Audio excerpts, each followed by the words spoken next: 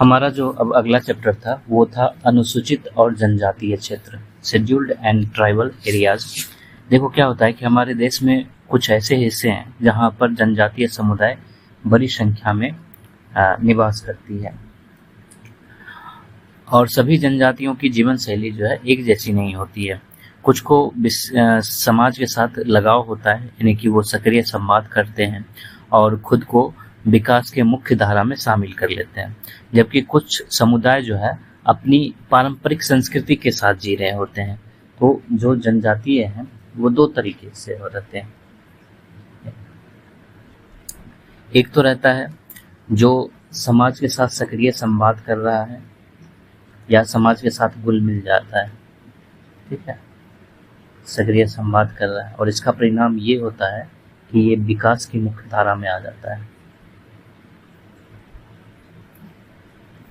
दूसरा जो है वैसे जनजाति होते हैं जो पारंपरिक संस्कृति के साथ जी रहे होते हैं, इनकी अपनी संस्कृति होती है, संस्कृति के साथ जी रहे होते हैं, और ये शेष समाजों के साथ जो है नज़दीकी संबंध की इच्छा नहीं रखते हैं। तो हम इन परंपरागत समाजों से यह उम्मीद नहीं कर सकते कि वो रातों रात हमारे बनाए गए कानून या नियम का पालन करने की इच्छा को दिखाए या पालन करने लग जाए। इसलिए संविधान निर्माता के सामने यह सबसे बड़ी चुनौती थी कि ऐसे समुदाय को शेष समाज से कितना और कैसे जोड़ा जाए। तो हम लोग मुख्य रूप से इसी चीज को इसमें देखेंगे। तो जो संविधान का भाग 10 है, भाग 10, इसमें एक ही अनुच्छेद है और वो 244 है, और इसकी आवश्यकता पूर्ति के लिए इसको रखा गया है। और इस अनुच्छेद में जो है दो अनुसूची की चर्चा की गई है, दो अनुसूचियों की चर्चा की गई है। एक है अनुसूची 5, ठीक है, दूसरा है अनुसूची 6। हमने इसके परिचय को शुरुआत में देखा था, ठीक है, लेकिन जो 22वें संविधान संशोधन है,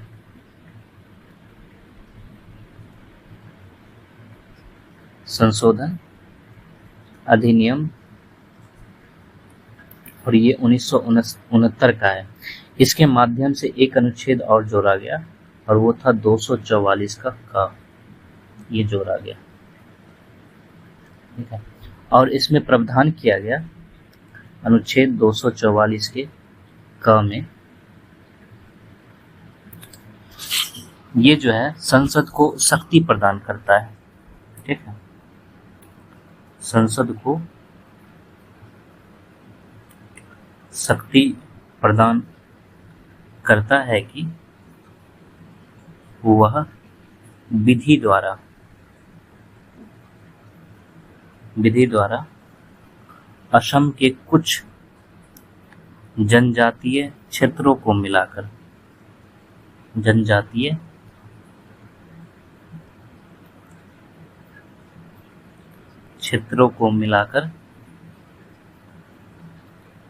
एक स्वायत्त राज्य यानी ऑटोनोमस स्टेट की स्थापना कर सकती है, ऐसा अनुच्छेद 244 के क में बताया गया है। जो अनुच्छेद 244 है इसके दो खंड हैं, एक है 244 का पहला खंड और एक है 244 का दूसरा खंड, ठीक है। तो अनुच्छेद 244 के पहले खंड में कहा गया है, इसमें कहा गया है कि 5वीं अनुसूची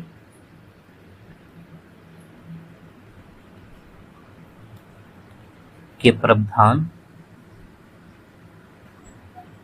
4 राज्यों,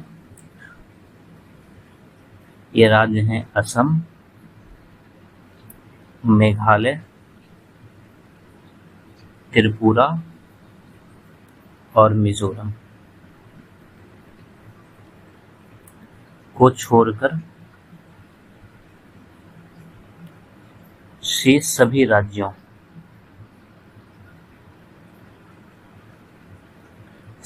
राज्यों के अनुसूचित क्षेत्रों यानी शेड्यूल्ड एरियाज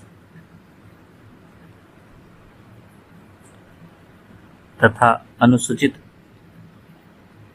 जनजातियों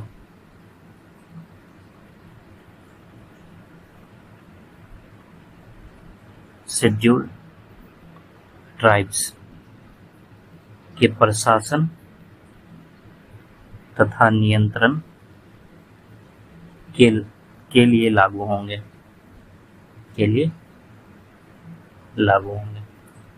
पांचवी अनुसूची जो है इसके लिए लागू होता है।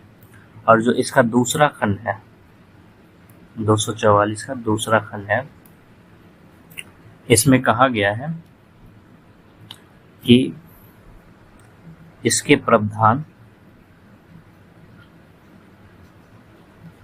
सिर्फ 4 राज्यों पर लागू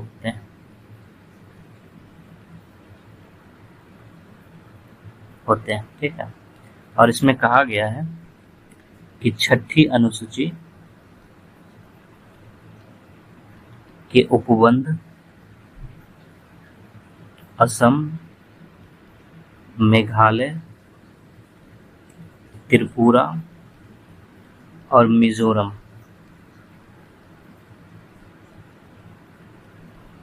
राज्यों के जनजातीय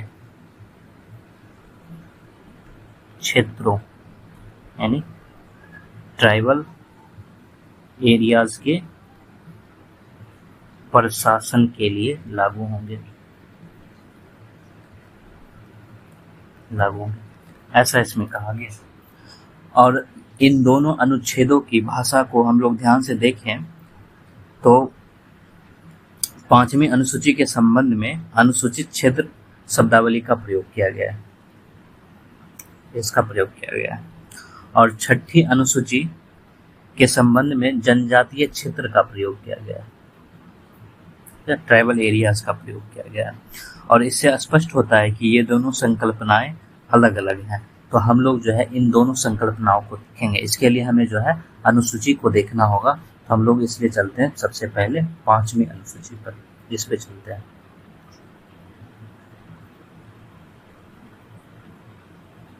पांचवी अनुसूची, 5th शेड्यूल।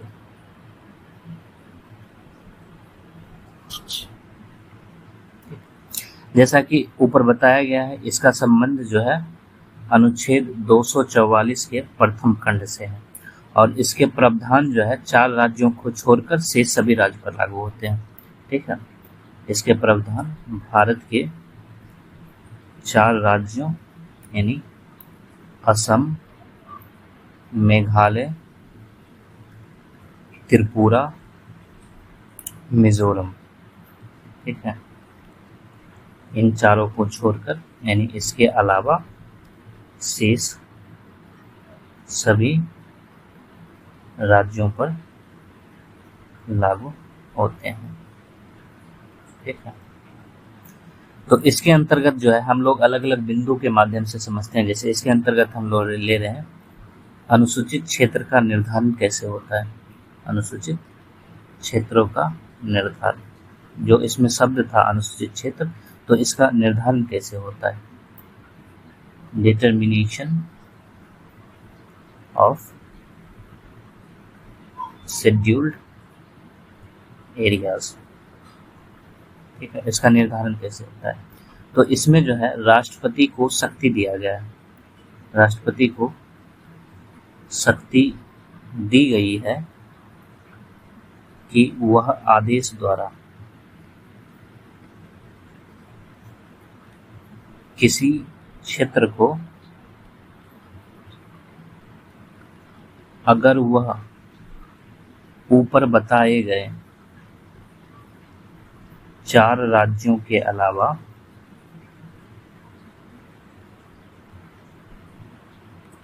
किसी राज्य का हिस्सा है, अनुसूचित क्षेत्र घोषित कर सकेगा।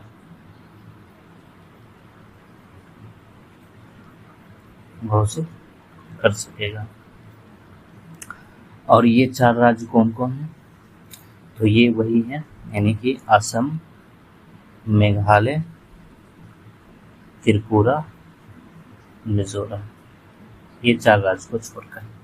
ठीक, तो राष्ट्रपति जो है अनुसूचित क्षेत्र का निर्धारण करता है।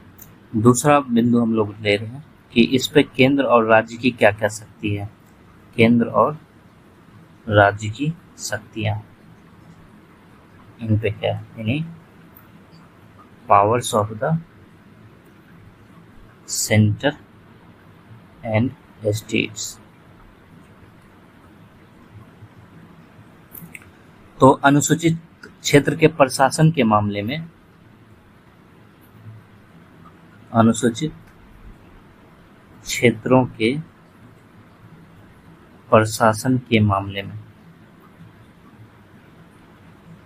में जो है इसका बंटवारा किस तरह से किया गया है। तो साधारण रूप से जो है राज्य ही इस पर प्रशासनिक नियंत्रण रखता है। साधारणतः राज्य ही इन क्षेत्रों का प्रशासन संभालता है। ठीक है, किंतु केंद्र इस प्रशासनिक व्यवस्था का जांच करता है। ठीक है, प्रशासनिक व्यवस्था की लगातार जांच करता है। ठीक है, ताकि राज्य जो है समुचित ढंग से प्रशासन चलाने के लिए बाध्य हो सके। ठीक है, जैसे कि इसके अंतर्गत जो है राज्य की कार्यपालिका शक्ति का विस्तार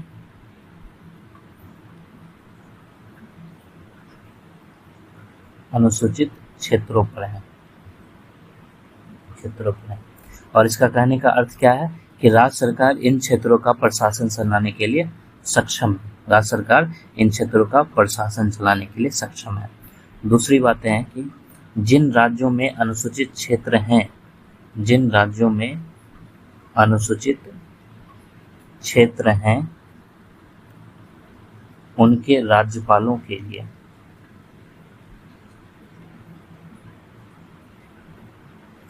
अनिवार्य है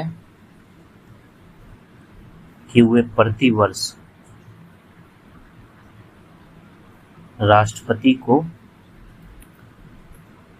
राज्य के अनुसूचित क्षेत्र के संबंध में, अनुसूचित क्षेत्रों के प्रशासन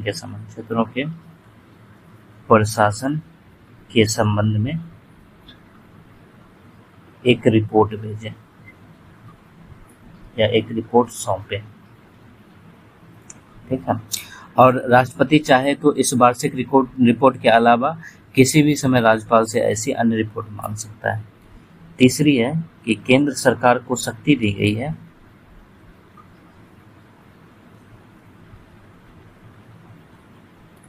कि वह राज्य की सरकार को उस राज्य में स्थित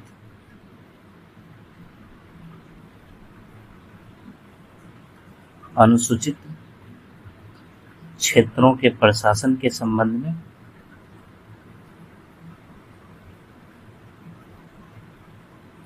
निर्देश दे सके। ऐसा कहा गया। इसमें जो है एक जनजातीय सलाहकार परिषद की व्यवस्था है। इसको हम लोग तीसरे पॉइंट पे देखते हैं। इसमें जो है जनजाति सलाहकार परिषद की व्यवस्था है, यानी ट्राइब्स एडवाइजरी काउंसिल की व्यवस्था है। यानी जिन राज्यों में अनुसूचित क्षेत्र या अनुसूचित जनजाति क्षेत्र उपस्थित है, उनके प्रशासन को सहयोग देने के लिए 5वीं अनुसूची में जनजाति सलाहकार परिषद का प्रावधान किया गया है। ठीक है, इसमें कहा गया है कि ऐसे प्रत्येक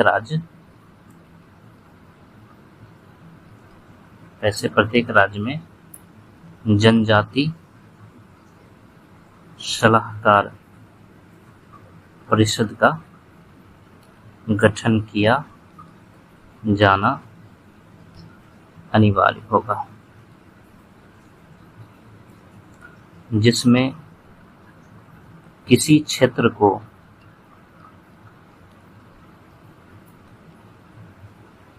अनुसूचित क्षेत्र घोषित किया गया है। दूसरी चीज है कि जिन राज्यों में कोई अनुसूचित क्षेत्र नहीं है, जिन राज्यों में कोई अनुसूचित क्षेत्र नहीं है, किंतु जहां अनुसूचित जनजातियां निवास करती है, जनजातियां निवास करती है, उनके संबंध में अगर राष्ट्रपति निर्देश दे तो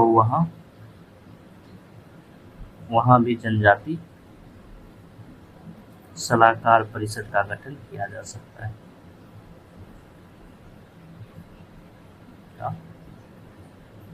गठन किया जाना अनिवार्य होगा, ऐसा कहा गया इसमें। और इसके सदस्य की बातें करें, सदस्य संख्या, तो इसमें अधिकतम 20 सदस्य होते हैं, अधिकतम 20 सदस्य होते हैं। ठीक है, इस 20 सदस्य में से 3/4 सदस्य का चुनाव जो है, अगर संख्या विभाज्य ना हो तो यथासंभव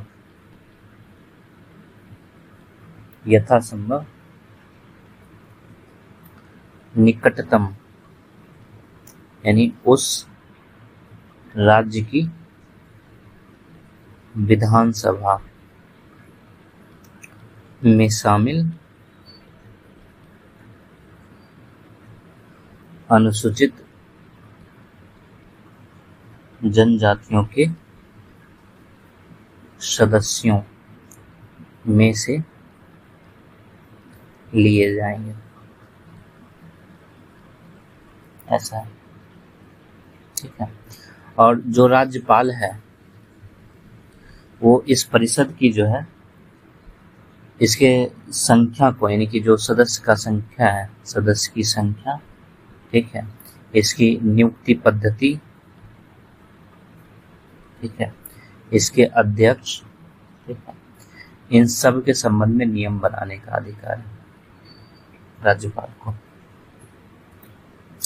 और इसका कर्तव्य क्या होता है, जनजातीय सलाहकार परिषद का, इसका कर्तव्य होगा कि वह उस राज्य की अनुसूचित जनजातियों के कल्याण, यानी वेलफेयर और उन्नति, यानी advancement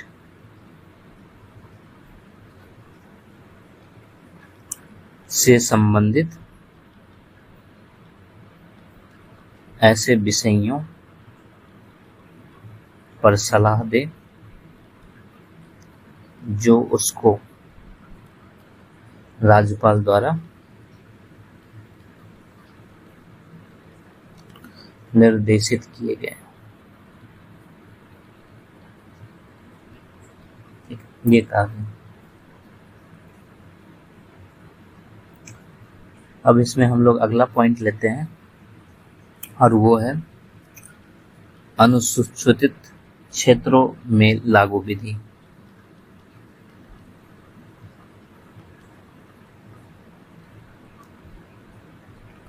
law applicable to scheduled areas.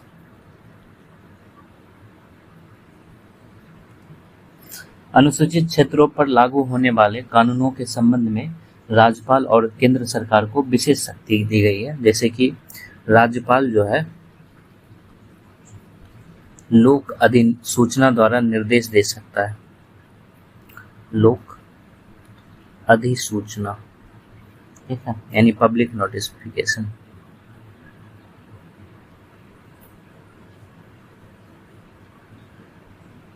द्वारा निर्देश दे सकता है, ठीक है, कि संसद का या उस राज्य के विधानमंडल का कोई विशिष्ट अधिनियम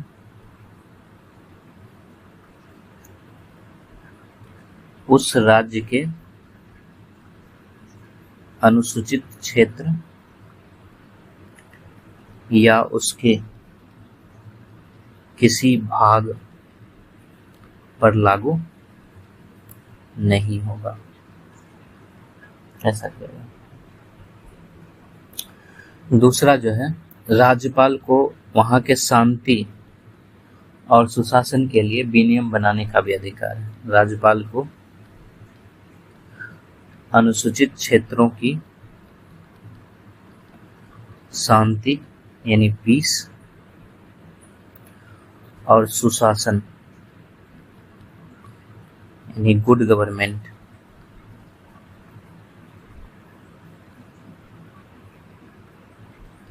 के लिए विनियम यानी रेगुलेशन बनाने की व्यापक शक्ति है।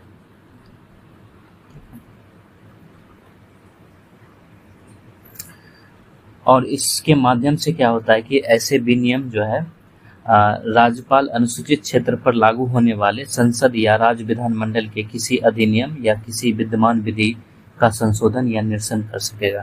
जैसे कि ये विनियम जो है इसके माध्यम से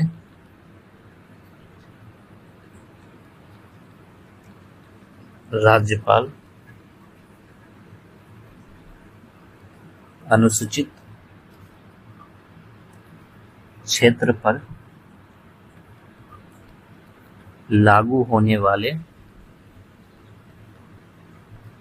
संसद के या राज्य के विधानमंडल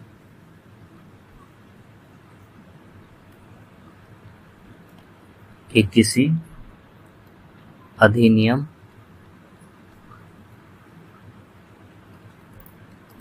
या किसी विद्यमान विधि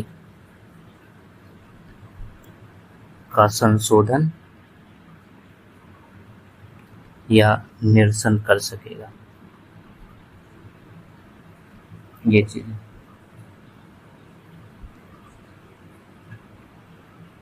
ठीक। अब हम लोग देखते हैं 5वें अनुसूची में संशोधन।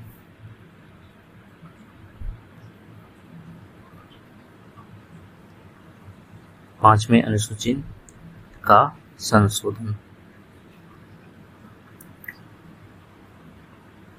Amendment of 5th schedule.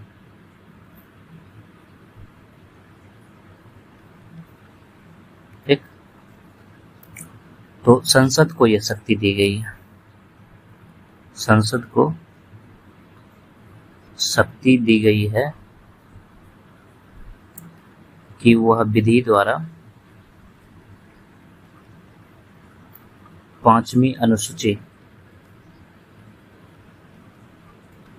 के किसी उपबंध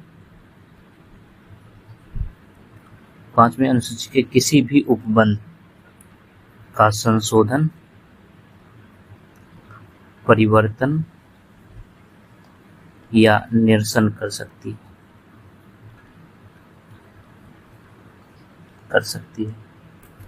और संसद ऐसा करती है तो वो जो है अनुच्छेद 368 के तहत संविधान संशोधन नहीं माना जाएगा। संविधान संशोधन नहीं माना जाएगा। ठीक है, अब हम लोग देखते हैं 5वीं अनुसूची की वर्तमान स्थिति क्या है। 5वीं अनुसूची की वर्तमान स्थिति, present state of 5th schedule. तो वर्तमान में जो है 9 राज्यों में अनुसूचित क्षेत्र विद्यमान है।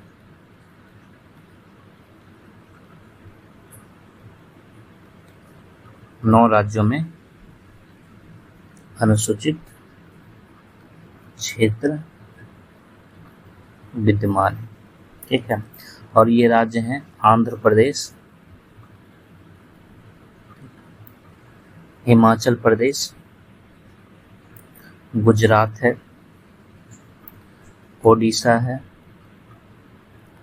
राजस्थान है, महाराष्ट्र है, छत्तीसगढ़ है, मध्य प्रदेश है और झारखंड है। देखो, जो भारत के जनजाति कल्याण मंत्रालय है, भारत सरकार के जनजाति कल्याण मंत्रालय के अनुसार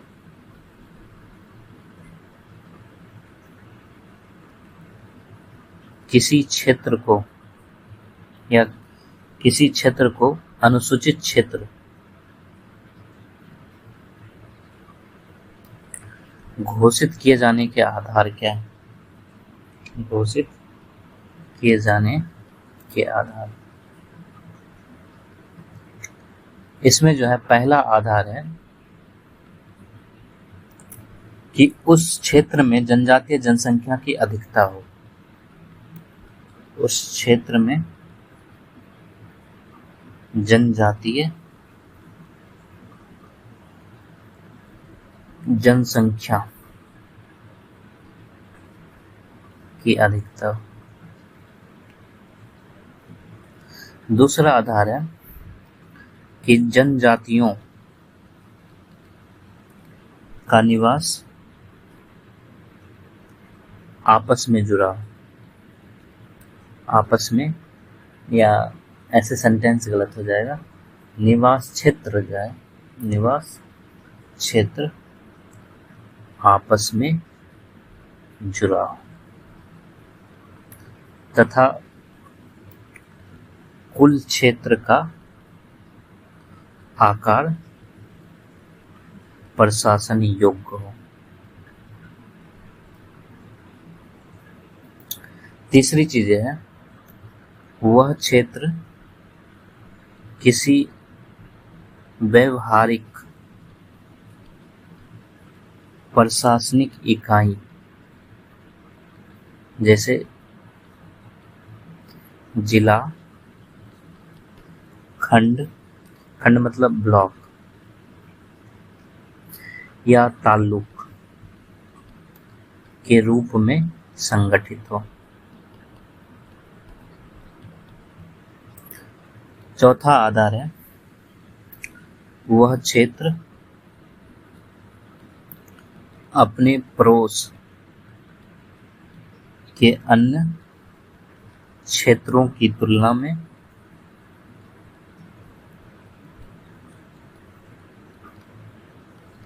आर्थिक रूप से पिछड़ा हो।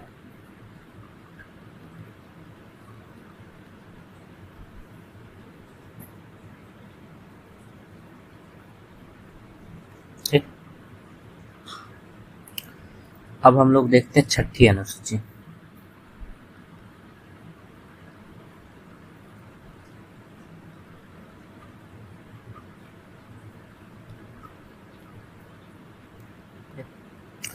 छठी अनुसूची में उन जनजातीय क्षेत्रों से संबंधित प्रावधान है, ठीक है, जो उत्तर पूर्व के 4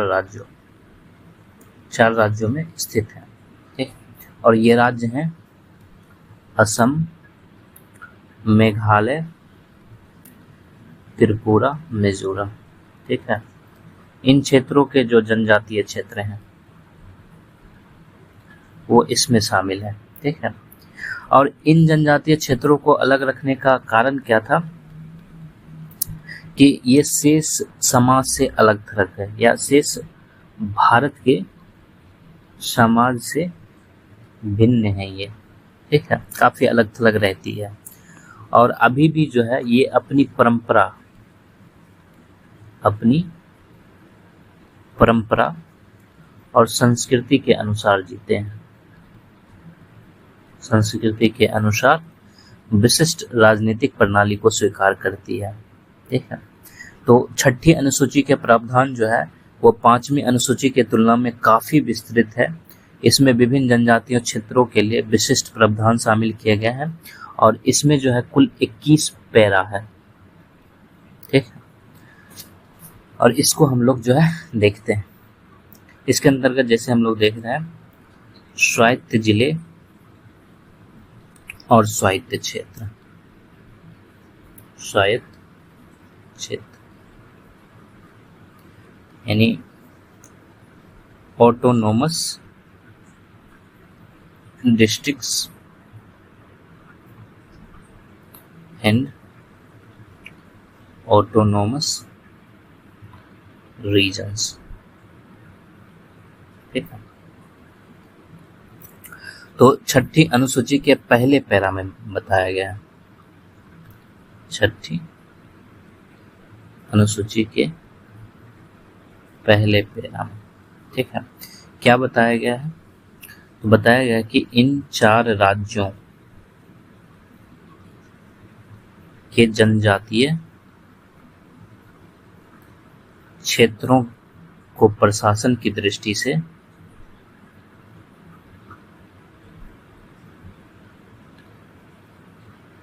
किन इकाइयों में वर्गीकृत किया गया है? वर्गीकृत किया जा सकता है। ठीक, जैसे कि इसके उपबंध क्या है, तो इसमें किया गया है कि जैसे छठी अनुसूची में वर्णित प्रत्येक जनजातीय क्षेत्र को एक स्वायत्त जिले यानी कि ऑटोनोमस डिस्ट्रिक्ट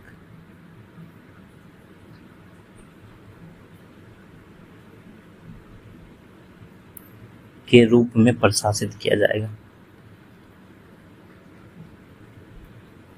प्रशासित किया जाएगा, इसमें ऐसा कहा गया। साथ में यह भी कहा गया है कि किंतु अगर किसी स्वायत्त जिले में भिन्न भिन्न अनुसूचित जनजातियां निवास करती है, अनुसूचित जनजातियां निवास करती है, तो राज्यपाल ऐसे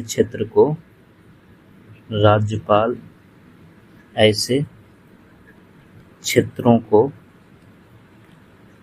स्वायत्त क्षेत्रों में विभाजित कर सकेगा। स्वायत्त क्षेत्रों यानी कि ऑटोनोमस रीजन्स में विभाजित कर सकेगा। इसमें ऐसी चीज है। दूसरा इसमें प्रावधान है कि राज्यपाल लोक अधिसूचना द्वारा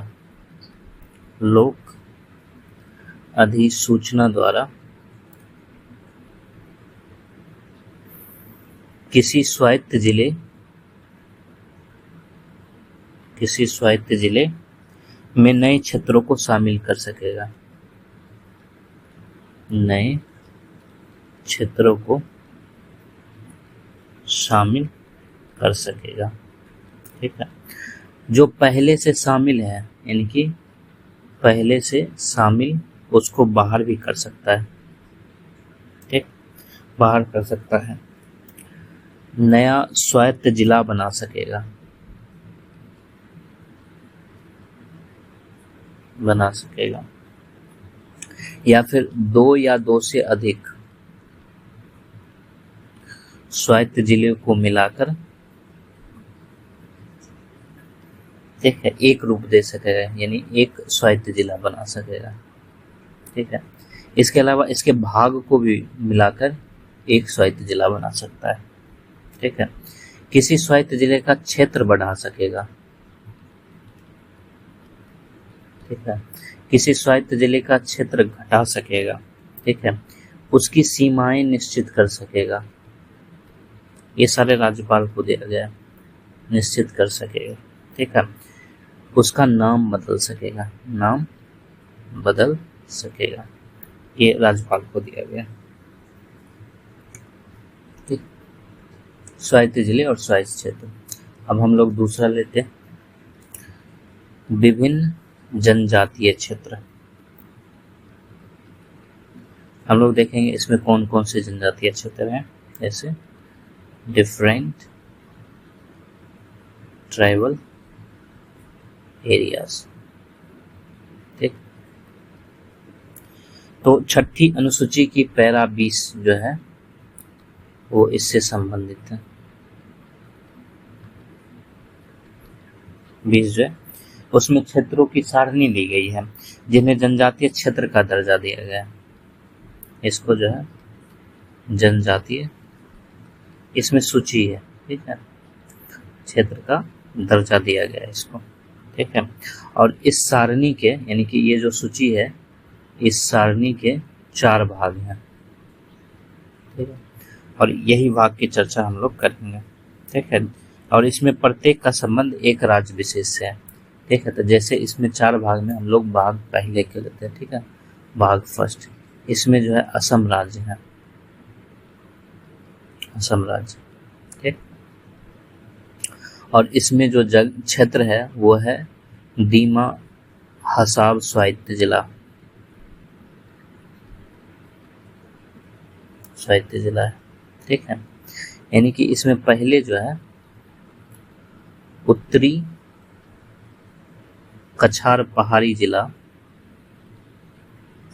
ठीक है, इसका पहले नाम था, पहले के नाम, ठीक है, ये था। इसमें दूसरा जो है वो है कार्बी आंगलांग, कार्बी आंगलांग जिला, ठीक है, असम में। और यानी कि इसका ये और तीसरा जो है वो है बोडोलैंड, बोडोलैंड प्रादेशिक क्षेत्र जिला। ये 3 क्षेत्र जो है जनजातीय क्षेत्र हैं और वो असम के हैं। और इसका जो भाग 2 है, ठीक है, जैसे कि हमने यहाँ पे कहा था कि इसमें भाग 4 है, तो इसका जो भाग दूसरा है उसमें मेघालय राज्य है, मेघालय राज्य है, ठीक। और इसमें जो क्षेत्र है, जैसे कि इसमें पहला है खासी पहाड़ी जिला, ठीक है, पहाड़ों के नाम पर है। दूसरा है जयंतिया पहाड़ी जिला, ठीक है। और तीसरा इसमें गारो पहाड़ी जिला, पहाड़ों के नाम पे है। इसके अलावा जो तीसरा भाग है, तीसरा भाग जो है उसमें तीसरा भाग नहीं देके 2 का क भाग दिया गया है, और इसमें जो है त्रिपुरा राज्य है,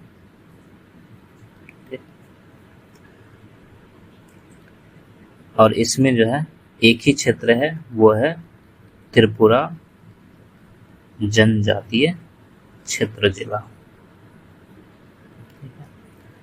और जो चौथा भाग है उसको तीसरे नाम से दिया गया, ये है मिजोरम, मिजोरम राज्य इसमें है। और इसमें जो है चकमा जिला है, मारा जिला है, लई जिला है, ये चीजें। अब लोग हम इसके अंतर्गत जो है हम लोग देखते हैं जिला परिषदों तथा क्षेत्रीय परिषदों का गठन।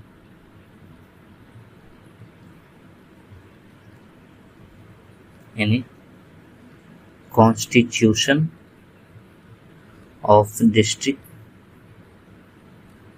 काउंसिल एंड रीजनल परिषद यानी काउंसिल। ठीक है। और इसकी चर्चा जो है 6ठी अनुसूची के पैरा 2 में है, पैरा 2 में। और इसमें बताया गया है कि विभिन्न स्वायत्त जिलों तथा स्वायत्त क्षेत्रों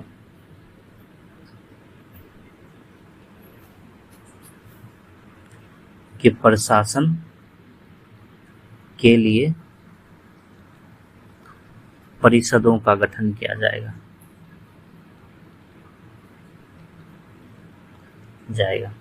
ठीक है। अब इसके हम लोग प्रावधान देखते हैं।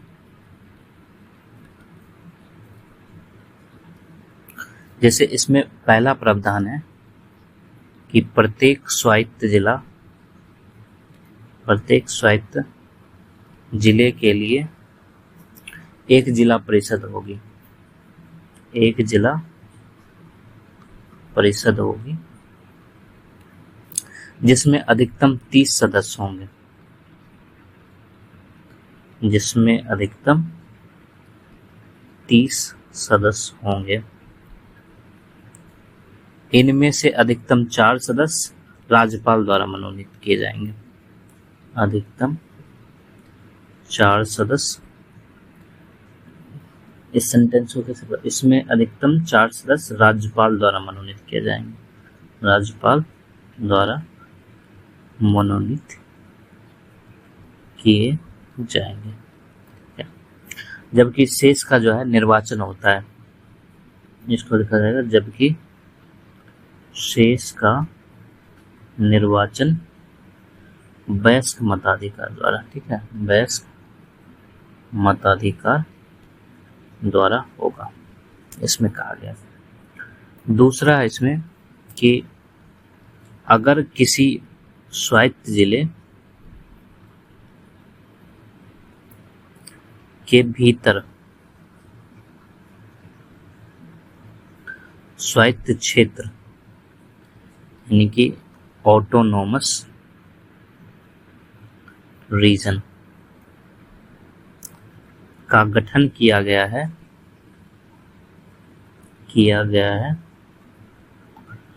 तो ऐसे प्रत्येक क्षेत्र के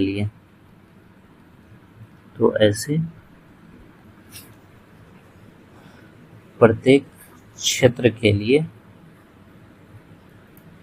एक पृथक क्षेत्रीय परिषद होगी, क्षेत्रीय परिषद यानी कि रीजनल काउंसिल होगी। ठीक है। और यहाँ पर जो हम लोगों का स्वायत्त जिला था, इसके लिए जिला परिषद और स्वायत्त क्षेत्र था। ठीक है। यानी यहाँ पर जिला परिषद और क्षेत्रीय परिषद, इस दोनों का गठन ऐसे होता है। ठीक है। इसमें एक बात और है, यह है कि अगर जिला परिषद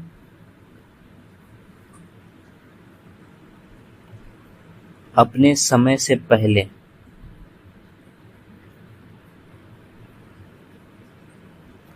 विघटित नहीं कर दी जाती है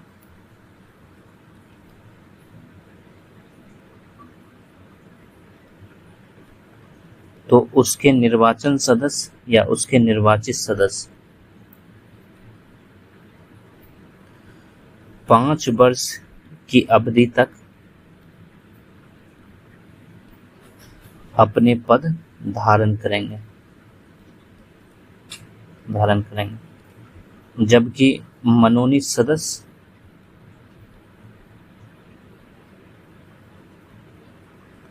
राज्यपाल के प्रसाद पर्यंत अपने पद पर बने रहेंगे या अपने पद पर रहेंगे। ठीक है, अब इसके अंतर्गत जो है हम लोग अगला टॉपिक देखते हैं, वो है जिला परिषदों तथा क्षेत्रीय परिषदों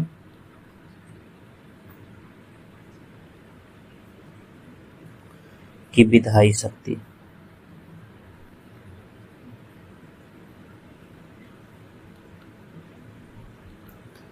legislative powers of district council and regional councils.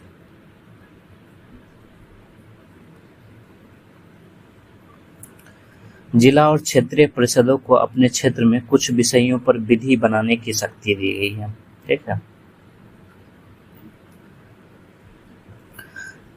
जिन स्वायत्त जिलों में कोई स्वायत्त क्षेत्र नहीं है वहां ये सारी शक्तियां जिला परिषद के पास है। जिला तथा क्षेत्रीय परिषदों को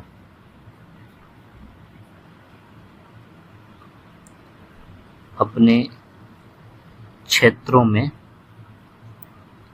कुछ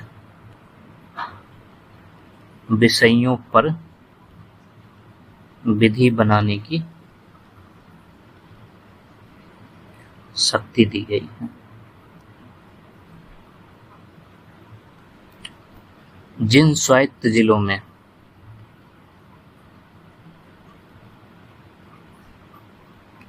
कोई स्वायत्त क्षेत्र नहीं है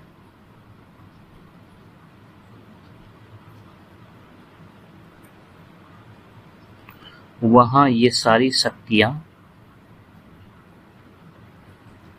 जिला परिषद के पास है।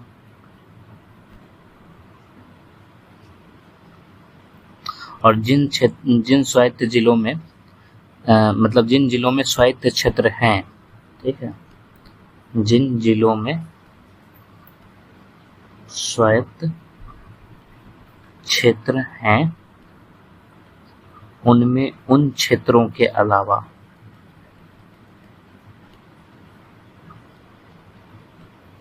शेष क्षेत्रों के लिए जिला परिषद विधि बना सकती है।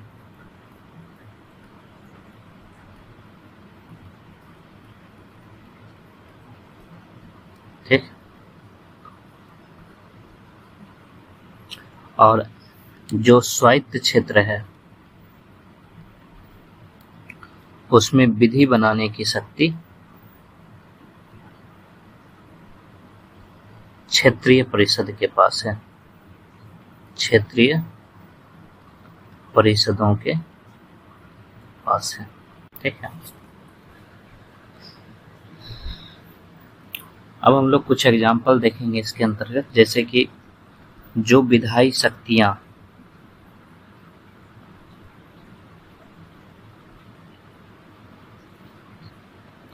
सामान्य रूप से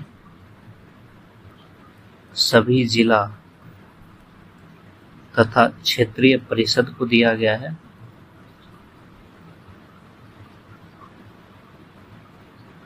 दी गई है, वो क्या क्या है। जैसे किसी आरक्षित वन यानी जो रिजर्व्ड फॉरेस्ट हैं, रिजर्व फॉरेस्ट की भूमि से भिन्न अन्य भूमि का कृषि, चराई, निवास या अन्य प्रयोजन के लिए आवंटन या उपयोग निर्धारित करना।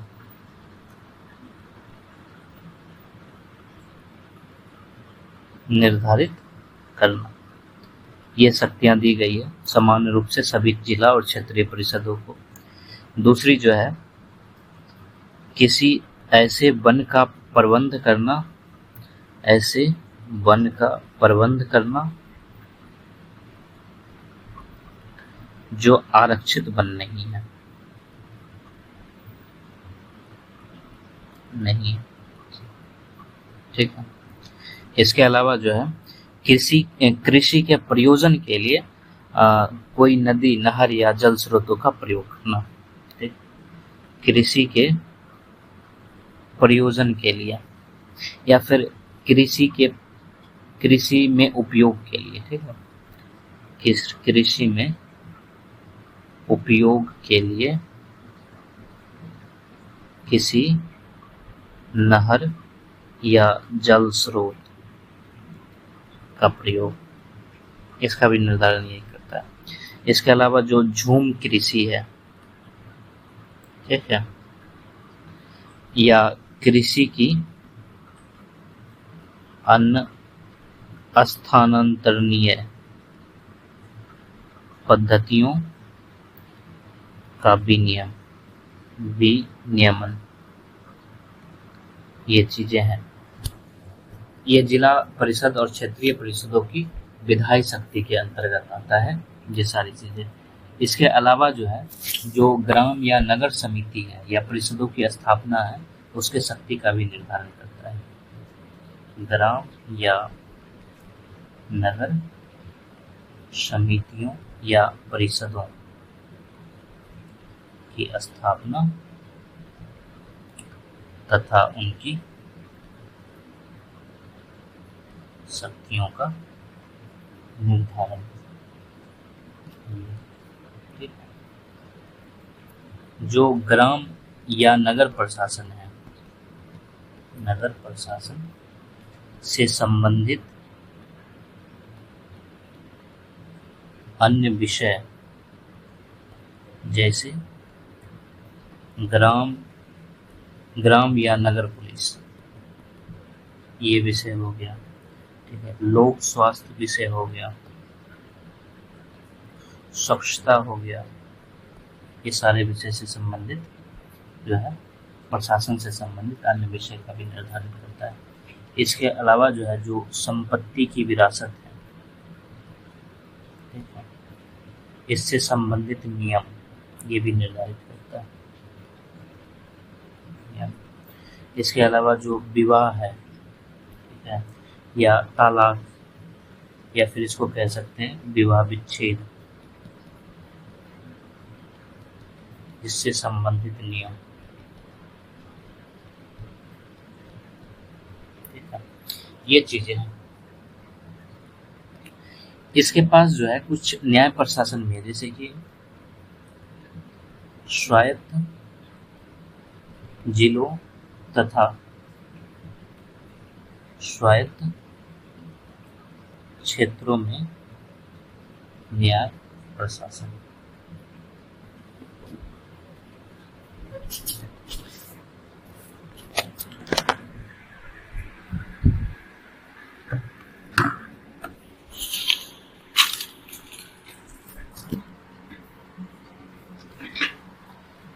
यानी ये है administration of justice,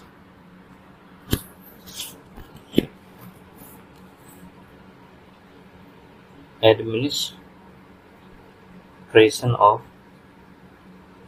justice in autonomous districts and autonomous regions. Okay.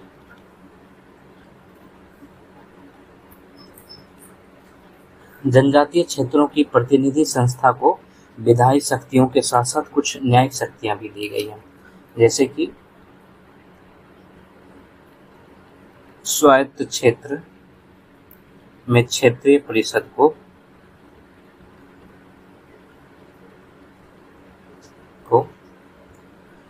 या फिर स्वायत्त जिला में जिला परिषद को, स्वायत्त जिला में जिला परिषद को अधिकार है कि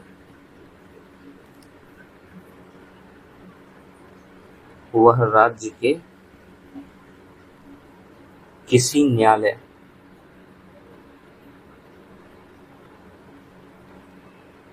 का अपवर्जन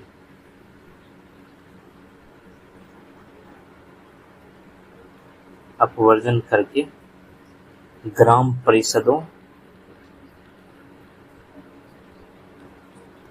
या न्यायालयों का गठन कर सकेगी।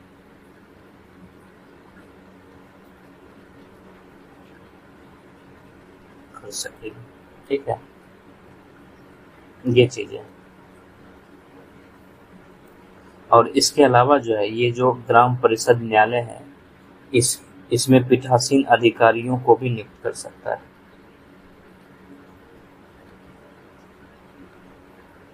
ठीक, नियुक्ति कर सकता है। ठीक है।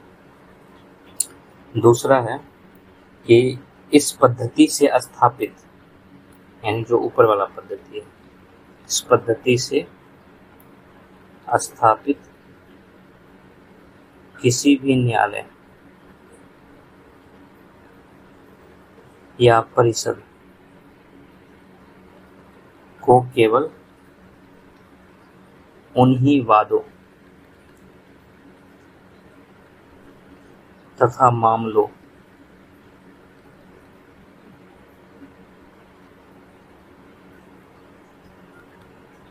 पर विचारण करने का अधिकार होगा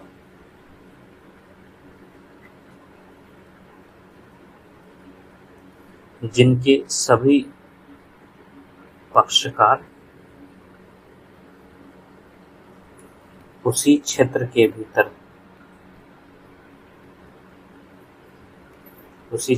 भीतर की अनुसूचित जनजातियों के सदस्य हैं।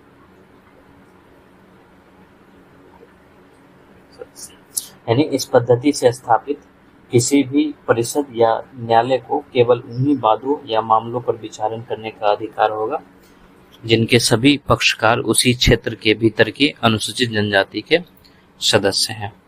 ठीक है। इसके अलावा जो मेन चीजें हैं वो है कि जिन मामलों में भारतीय दंड संहिता या किसी अन्य विधि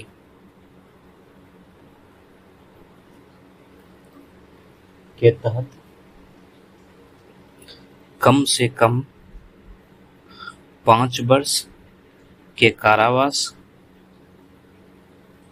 या उम्र कैद या मृत्युदंड इसका प्रावधान है। ठीक है। इस पे विचारण करने का हक जो है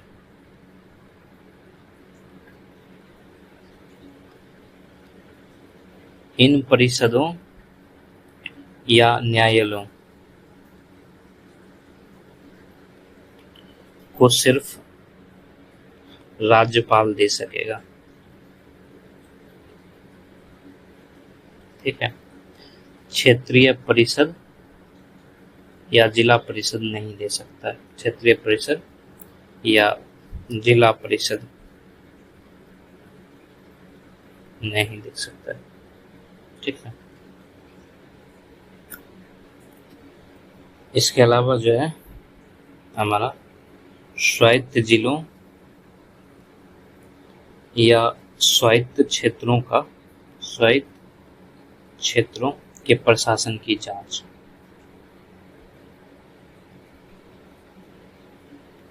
यानी इंक्वायरी ऑफ द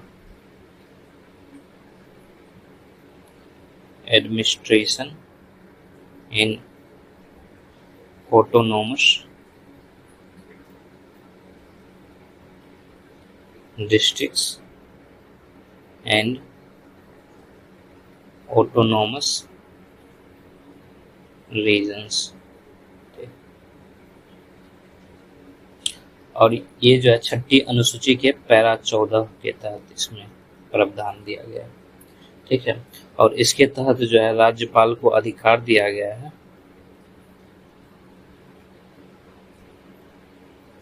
है कि वह अपने राज्य के स्वायत्त जिले या स्वायत्त क्षेत्रों के प्रशासन के संबंध में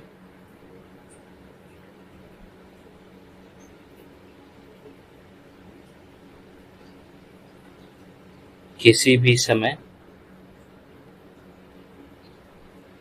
जांच करने तथा प्रतिवेदन देने के लिए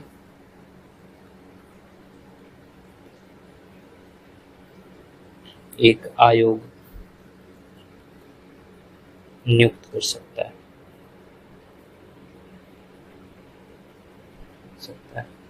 ठीक। और इसमें जो है ऐसा आयोग जो है इन क्षेत्रों में साधारण प्रशासन की तथा विशेष तौर पर जो है मतलब जैसे कि वो शिक्षा, चिकित्सा या संचार से जुड़ी सुविधा का जांच कर सकता है। ऐसे क्षेत्रों के लिए किसी नए या विशेष कानून की आवश्यकता के संबंध में जांच कर सकता है।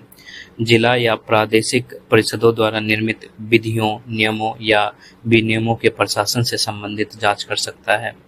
और आयोग का प्रतिवेदन आ जाने के बाद प्रत्येक संबंधित मंत्री के लिए आवश्यक है कि वह प्रतिवेदन को उस राज्य सरकार द्वारा की जाने वाली प्रस्तावित कार्यवाही के स्पष्टीकरण सहित राज्य के विधानमंडल के समक्ष रखें।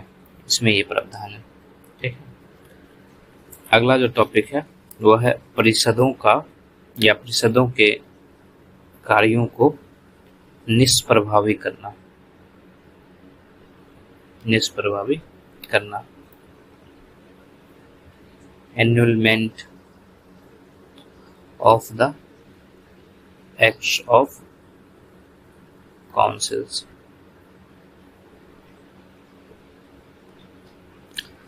यदि राज्यपाल को किसी समय यह समाधान हो जाता है, ठीक है, जैसे यदि राज्यपाल को किसी समय यह समाधान हो जाता है कि जिला परिषद या क्षेत्रीय परिषद के किसी कार्य या संकल्प से भारत की सुरक्षा पर संकट उत्पन्न हो सकता है। सुरक्षा पर संकट उत्पन्न हो सकता है या लोक व्यवस्था पर प्रतिकूल प्रभाव पड़ सकता है। लोक व्यवस्था पर प्रतिकूल प्रभाव पड़ सकता है तो वह ऐसे कार्यों या संकल्प को निष्प्रभावी कर सकेगा। तो वह ऐसे कार्य या संकल्प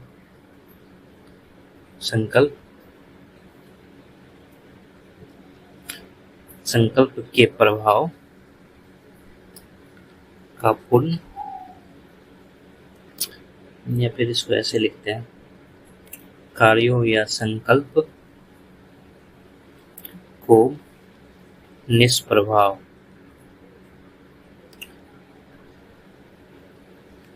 या निलंबित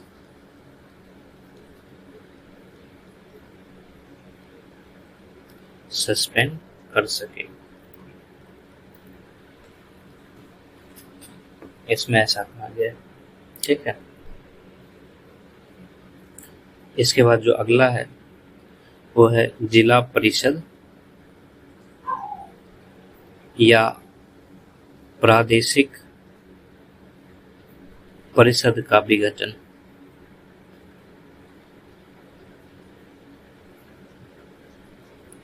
डिसोल्यूशन ऑफ ए डिस्ट्रिक्ट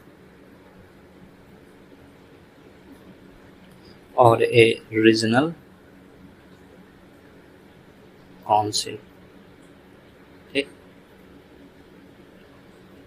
राज्यपाल को कठिन परिस्थिति का सामना करने के लिए एक विशेष शक्ति दी गई है और इस शक्ति के तहत जो है वह जिला परिषद का विघटन कर सकता है या प्रादेशिक परिषद का विघटन कर सकता है। तो ये जो है राज्यपाल करता है। ठीक है, जो छठी अनुसूची है उसकी पैरा जो 14 है, ठीक है, इसके अधीन जो है, इसके अधीन राज्यपाल द्वारा नियुक्त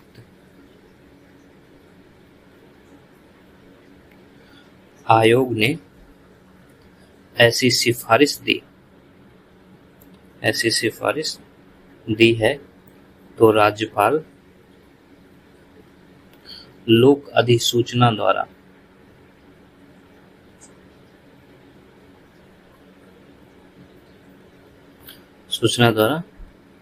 किसी जिला या क्षेत्रीय परिषद का विघटन कर सकता है। ठीक, ये चीज है। अब हम लोग अगला देखते हैं और ये आखिरी टॉपिक है छठी अनुसूची का संशोधन।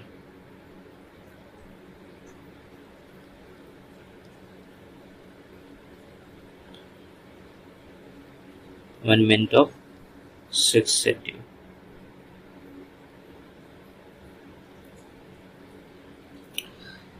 इसमें जो है पैरा 21 के अंतर्गत जो है संसद को शक्ति दिया गया है।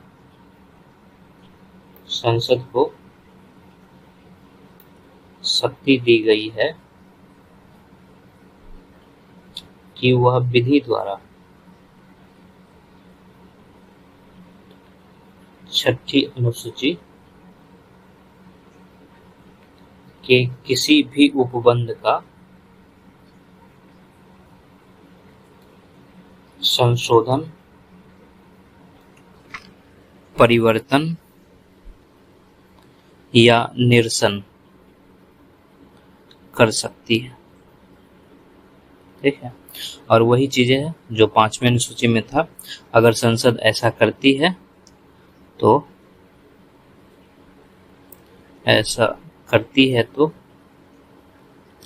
अनुच्छेद 368 के तहत इसे संविधान संशोधन